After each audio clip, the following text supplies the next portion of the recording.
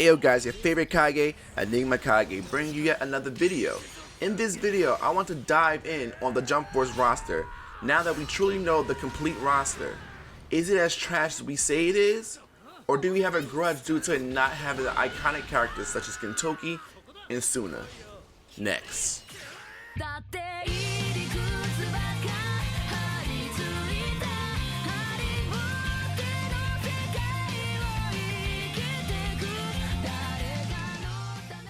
If you're new to the channel, welcome. I hope you stay for a while and subscribe today. As for the returning clan, welcome back.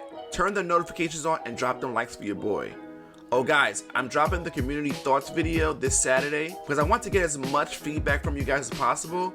If you would like to participate in the feedback, please go to my community tab, drop your thoughts, and I'll elaborate on it in the video this Saturday. Anyway, as we all know, the roster is 49 characters. No idea whether Kane and Galena will be playable in the future, but let's not count them as of this moment. 49 characters that Spike Chunsoft and Bandai collectively thought would give the game an exciting feeling. The roster as a whole is fine. Let me elaborate first before someone jumps down the rabbit hole. It is fine for a fighting game in general. You have your close combat characters, your powerhouse characters, and your zoners. The tone is serious, so the roster came off that way as well. The issue is that Jump Force fell on the 50th anniversary of the weekly Shonen Jump magazine. I said it 7 months ago when I was just only 300 subs, and that the game is catering to the United States of America. I was called several names, people just wasn't having it at all for me. The pattern was clear as day.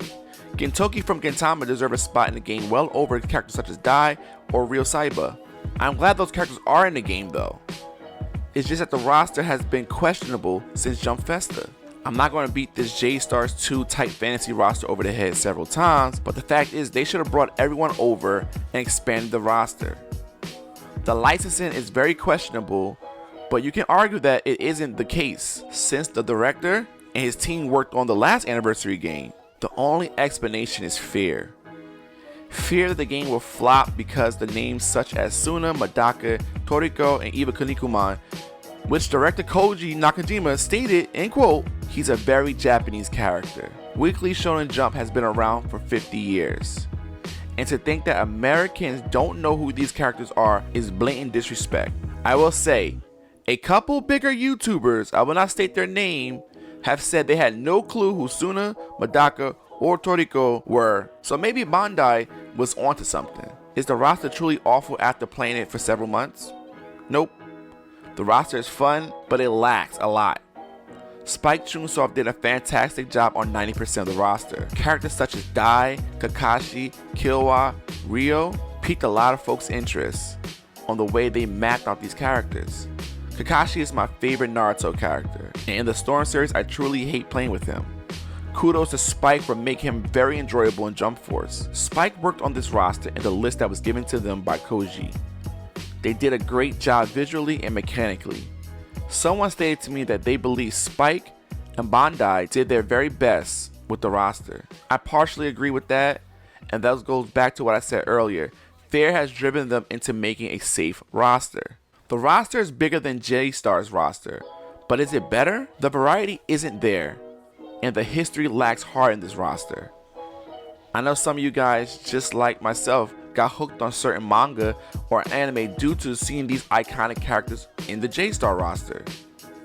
I never read a single chapter of Madaka Box before J-Stars or watched any JoJo. Thanks to J-Stars, they introduced a whole new world to the audience, and for that I'll always love that game.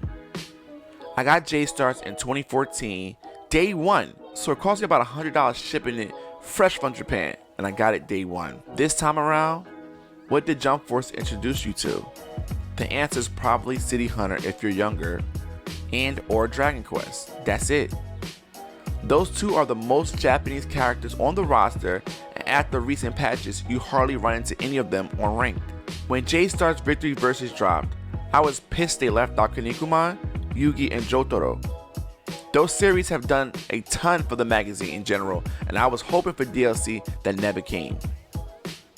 J-Star roster to me was worth a 9 out of 10 based on celebratory reasons. Jump Force roster is at a 7 out of 10 due to the oversaturated Big 3 inclusion. Jump Force has the ability to prolong the game however they please due to the fact they can bring out multiple character packs. I have a video about what Jump Force Season 2 will look like. It'll be on the screen right here or down in the description below. The Season 2 pass will be all about the missing J-Stars characters, but within the budget of licensing. I want to finally come to my thoughts on the questionable roster. Characters such as Cell, Piccolo, Kage, Bisky, Majin Buu, Gaara, and Boa Hancock. Do any of these characters make sense to be a part of an anniversary series?